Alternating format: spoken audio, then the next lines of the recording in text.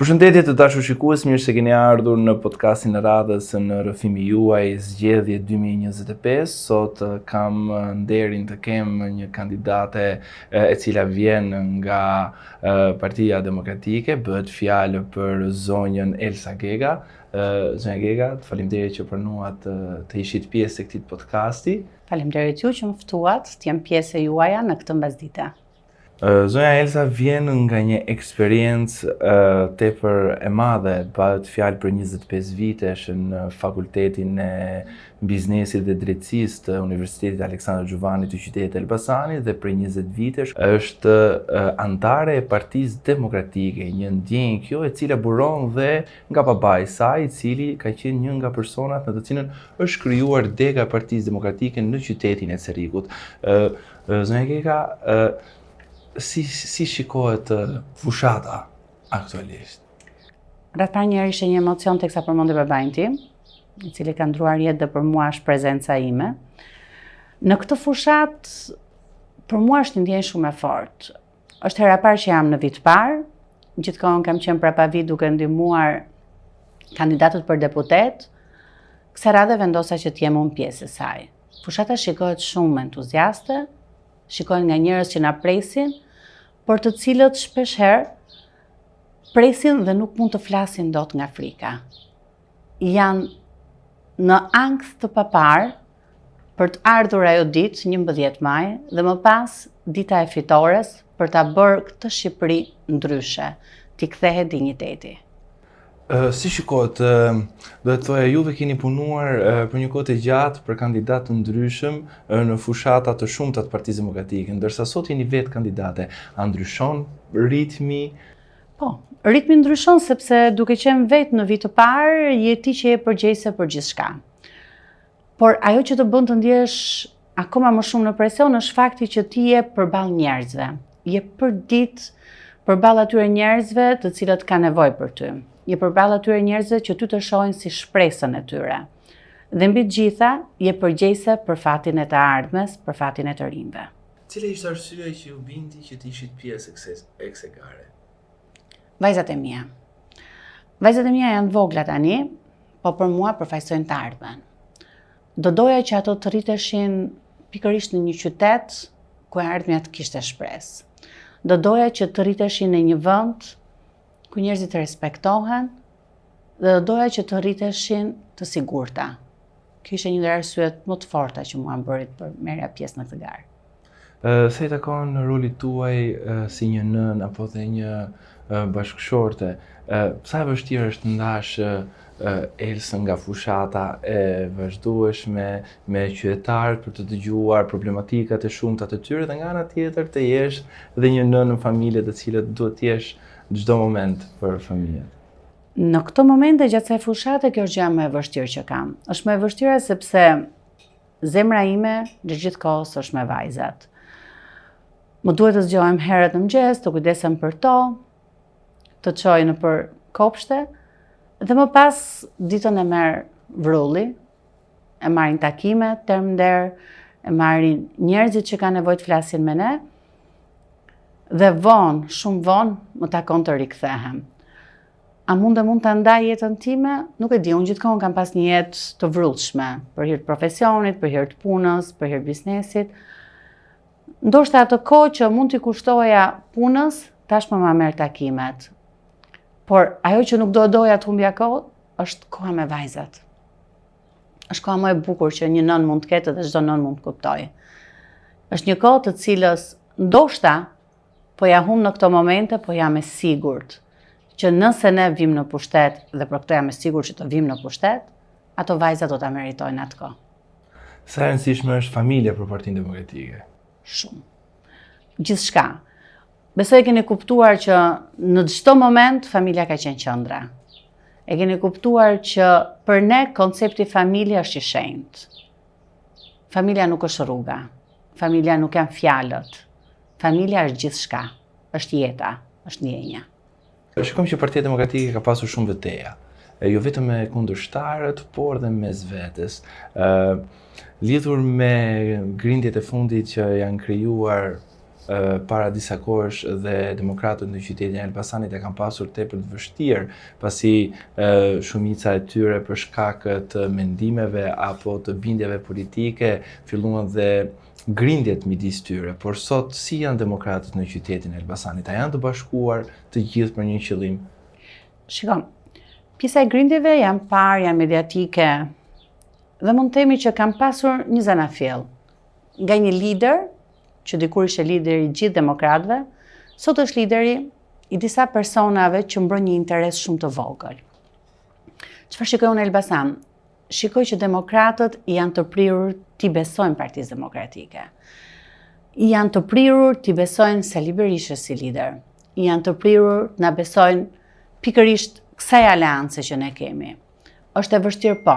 Është e vështirë sepse mund të shikojmë 2-3 miqtanë të cilët për një arsye ndoshta madhore të tyre janë spostuar diku tjetër.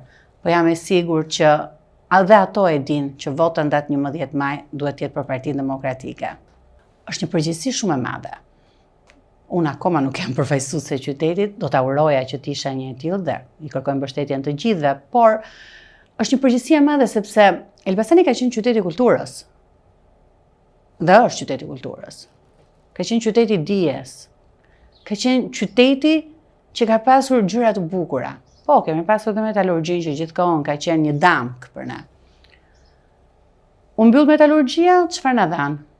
Na vendosën një incinerator, na kanë vendosur ca plera që sot janë kthyer akoma më shumë kancerogjene. Kështu që të mendosh që do t'i kthesh ti Elbasanit dinjitetin, më bën akoma më në ankth, sepse më bën më shumë përgjegjëse rreth asaj çfarë duhet bëj unë. Me që prekëm inceneratorin, sa rrezikshme është për jetën e qytetarëve? Duke nisur që nga zona e Bradasheshit e më pas për gjithë qytetin e Elbasanit. Një ndër pikat kryesore që Partia Demokratike Dega Elbasan ka, është pikërisht eliminimi i këtij incineratori ose më mirë heqja e plerave nga ajo dam ku është aty për tu vendosur diku që dikur ka qenë planifikuar që duhet shënçuar.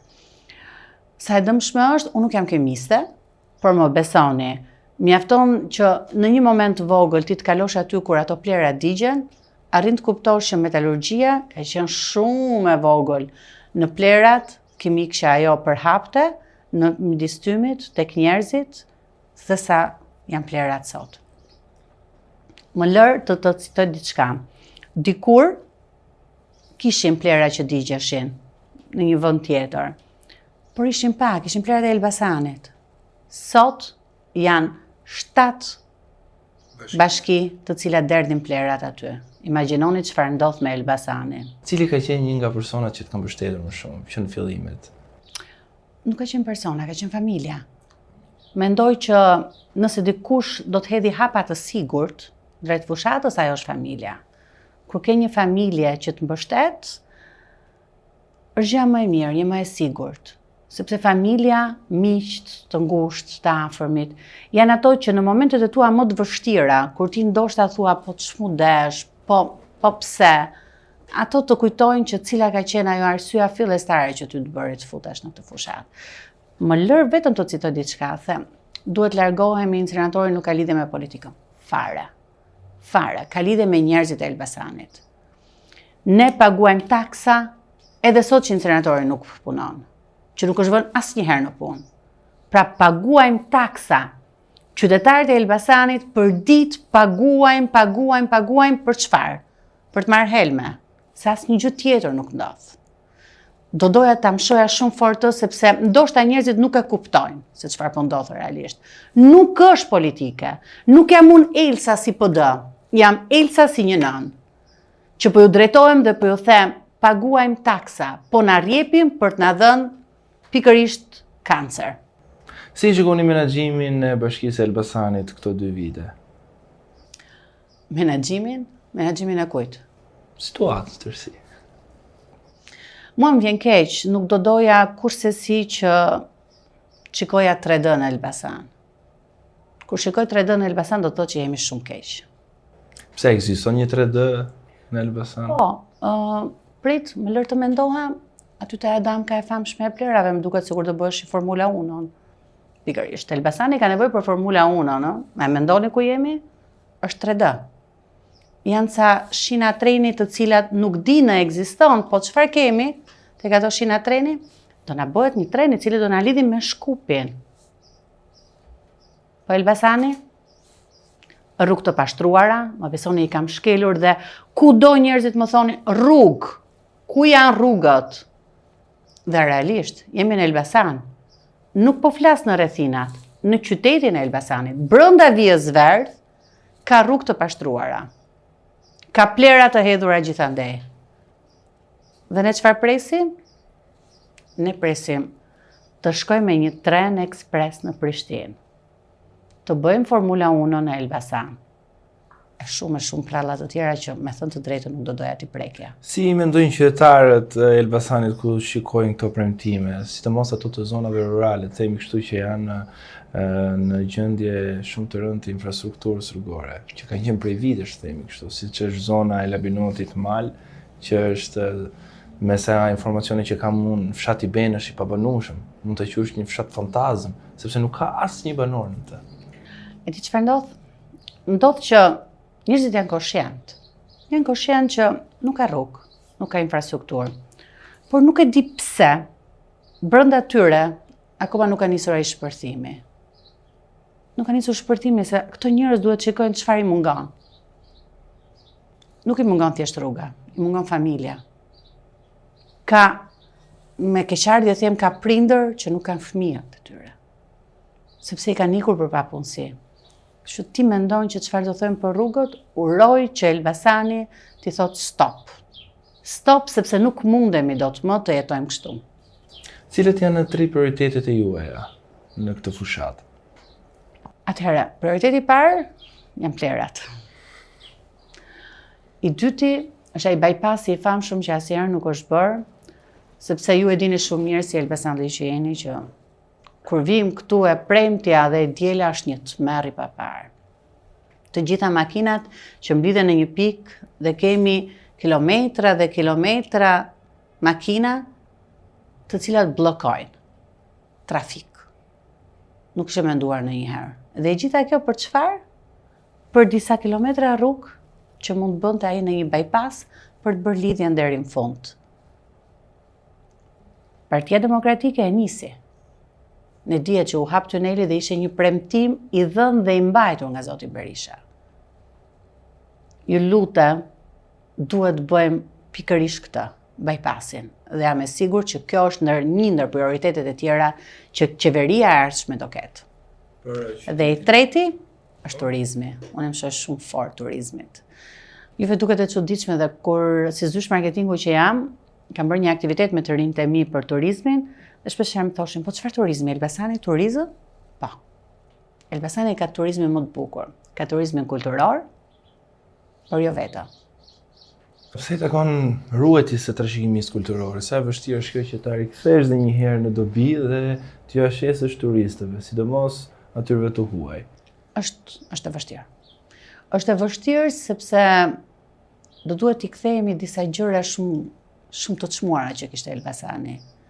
Është qyteti i vjetër, i nëndeshëm, mbi të cilin kalon një rrugë, dhe që unë si zysh e kam me shumë pasion të rikthej këtij qyteti si pikën më të bukur atraktive. Kemi një pjesë të rrugës Eknantja, që është shumë e bukur, por që duhet mbajtur shumë fort. Dhe mbi të gjitha, duhet t'i kthejmë atë infopointin e Elbasanit tjeti fort me informacione rreth turizmit. Pse i takon sfidave, duhet të themi që shumë qytetarët e Elbasanit përveç mungesës shumë gjërave që ju thatë, infrastruktura, largimi apo mbetjet, nga ana tjetër kanë dhe një sfidë sidomos bizneset lokale. Janë pothuajse drejt falimentimit. Neve po të mbajmë mend qytetin e Elbasanit, nëse do të kalonim tek rruga që është tek Namazjaja dhe për tek kryqëzimi i Cerrikut, dyqanet kanë qenë plot me produkte të ndryshme.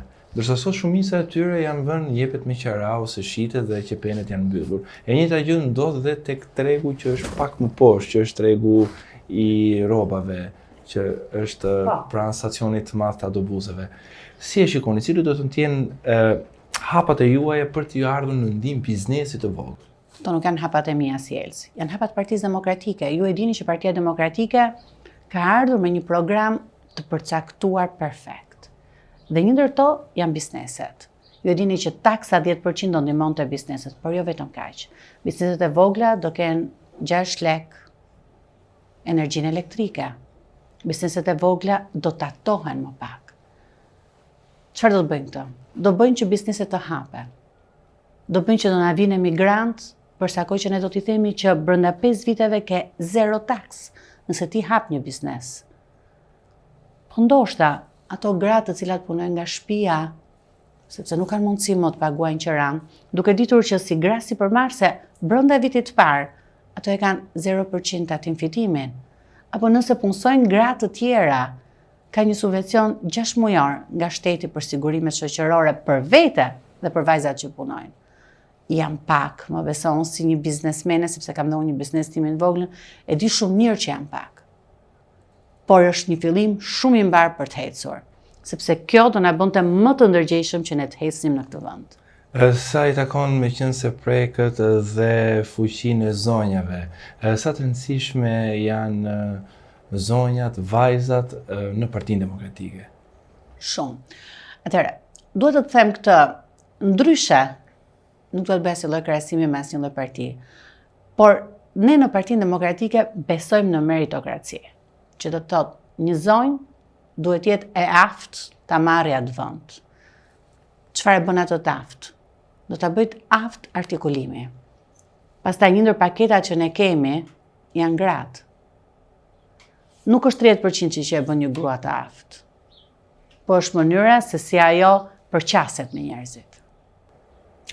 Si një femër, si një zonjë, kur dëgjoni zotin Rama në të cilën mënyrë se si i flet zonjave, vajzave në mitingjet, pa asgjë politike, thjesht si një zonjë, çfarë mendimi keni apo ju vjen në mend që në fillim që e dëgjoni? Atëherë në rreth parë është një denigrim që i bën femrave. I bën një denigrim teksa i flet për burrat, çfarë si ka. I bën një denigrim teksa i trajton si sende. Dhe unë si femër shpeshherë më vjen bërtas, pse rrini aty, çoni, reagoni. Jo si Elsa në politik, jo si Elsa antare e Partisë Demokratike, por si një femër e cila brenda vetes ruan dinjitetin. Dhe shpeshherë më vjen keq teksa shikoj ca figura që qeshin dhe nga zori në ato takime. Sa për zotin Rama, no comment, është i komentuar vetë. Po shikojmë që edhe njerëzve pothuajse pak nga pak po ikën dhe pak ajo frika e madhe që të ndeshesh me një politikant fuqishëm. Shikojmë që edhe në 2 takime qytetarë të ndryshëm janë ngritur dhe kanë marrë fjalën dhe kanë shprehur shqetësimin e tyre. Një ndodhi këtu në qytetin e Elbasanit ku një zonjë ngriti një kauz për tek shkolla Zërajete që nuk kishin një shkallë që fëmijë të caktuar të hynin në klasat për të marrë mësim, dhe një tjetër ishte një zotëri që foli që tha kanë paguar para për të marrë një shërbim. Do thonë njerëzit janë po. Këto zëra nuk kanë qenë. Enes, këto zëra kanë qenë. Kanë qenë dhe brenda tyre. Por në këto momente i ka shpëtuar. Nga siguria e kamerave, nga siguria e televizionit, nga live-i që ty të nxjerrë zbuluar, ti nuk e ku të shkosh, dhe në fund ditës të njerëz që kanë folur dhe atëherë, sot dalin më shumë në pa. Ose ndoshta tentojnë 60% që shikon ne i pranojmë kritikat e brendshme. A ka pyetur në një çfarë ka ndodhur me këto individ më pas? Nuk dua ta ludoj asgjë. Thjesht një pyetje ngrita. Shumë të ri duan të largohen jashtë. Çfarë keni për t'ju thënë atyre që t'i bindni apo për të qëndruar këtu, për të luftuar këtu? Nuk i vej faj. 12 vjet nuk kam parë asgjë. Shikojmë prindër që me zor sjellin lek në shtëpi. Shikojmë veten e tyre të cilët mbarojnë një shkollë dhe ups, ku do punësohen? Ti je me shkollë të lartë dhe mos gjesh punë. Dikur thoshin, po ti nuk ke shkollë. Ndërsa sot thonë, po pastaj që ke shkollë? Ato që unë do t'i thoja është, ju lutem prisni dhe pak. Prisni dhe pak, bëhuni bashk, mbështeteni këtë luftë që kemi të gjithë së bashku. Vetëm kështu mund t'ja dalim. dhe jam e sigurt që do ja dalim dhe kjo do t'ju bëjë juve që t'jeni më të qetë në këtë vend, duke ju kthyer edhe ju të rinjve mundësinë për të jetuar. Përse qytetarët duhet t'ju besojnë juve ku besimi për politikanët është pak i ulët? Ishte sepse unë jam politikane. Sepse siç e shikoni, unë jam një pedagoge. Dhe si e tillë, jam gjithë kohës në auditore, jam e student, jam e të rinj, dhe unë e shikoj çdo të thotë. Unë nuk vi nga ato korridoret e politikës, vina nga auditoret. Si e shikoni, sa do t'ju ndihmojë kjo përvojë personale, profesionale që keni në shkollë, në fakultet, në këtë garë që jeni duke marrë pjesë? Do më ndihmoj? Nuk e di nëse do më ndihmoj. Do uroja që të ndihmoja. Por një gjë di me siguri që ndoshta do ndihmoj intelekti, ndoshta do ndihmoj fakti që kam përhapur dije dhe një pjesë e mirë e atyre personave që kanë marrë këtë dije do jenë sot proklameje. Shpresoj që t'jetë kështu. Një surprizë të themi kështu dhe diçka e madhe në këto zgjedhje mbeten dhe votat e diasporës. Sa të rëndësishme janë këto vota dhe gjatë takimeve që ju keni kryer me emigrantët shqiptar në Europë dhe në vende të ndryshme, si u kanë pritur? Atëherë, mendoj që çdo kush nga ne ka ca emigrant në familje. Për mua vota diasporës është gjëja më e mirë që mund të bëhej. Ishte diçka e cila duhet ishte bërë shumë kohë më parë.